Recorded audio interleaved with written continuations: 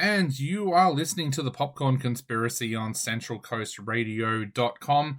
And right now, I'm going to take a look at one of the biggest releases of this year. It is the Super Mario Brothers movie.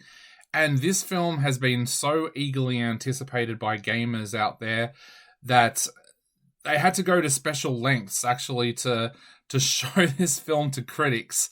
There was to be no great big massive premiere or anything like that. They wanted everybody out there who are gamers to go and watch it on the day that it opened. So they had to be a little bit careful the way that they showed it to some of us critics. But look, this is an interesting film because I think it's going to divide audiences.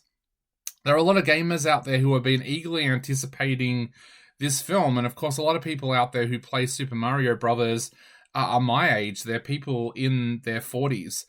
But this film is actually aimed at a much younger audience. Now, the film revolves around two down-on-their-luck plumbers, Mario, voiced by Chris Pratt, and Luigi, voiced by Charlie Day. Now, they're not getting much work, so they actually start to do advertising on television to try and get some more work coming in, but nothing is really working. And then one night, there is a big disaster in New York, and Mario decides this is the opportunity that they can take to show everybody, including their family who doesn't believe in them, that they can actually have a successful business and be running everything perfectly fine. But doesn't quite go to plan because as Mario and Luigi go down into the sewers, they suddenly find themselves sucked into this other world.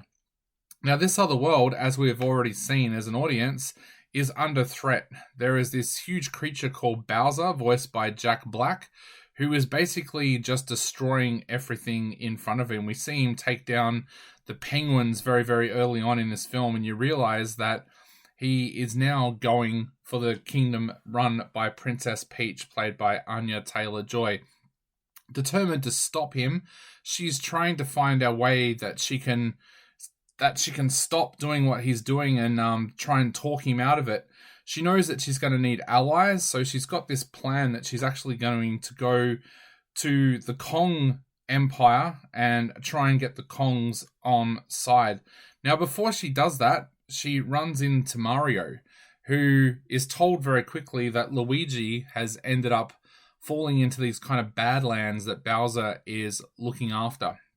Now, Mario decides that he wants to try and get his brother back, so he agrees to help Princess Peach on her mission, but Mario is not good at any of the things that he's going to need to survive the tasks that are ahead of him. So Princess Peach tries to show him the best way she can how to survive, but he's just not taking on any of the lessons. They soon find themselves going to Kong Country, and his plan is to try and work alongside Donkey Kong, voiced by Seth Rogen. But Donkey Kong's not having any of it, and instead offers a challenge if they want their help. Now, this film has a lot going for it. It's one of those films where there's lots of great morals in there, never giving up, always try to learn new things, to try and improve yourself, believe in yourself even when people are telling you that you're not going to achieve what you want to achieve. Don't listen to them. Keep working. There's some great ideas in this film and some great morals in there for a younger audience.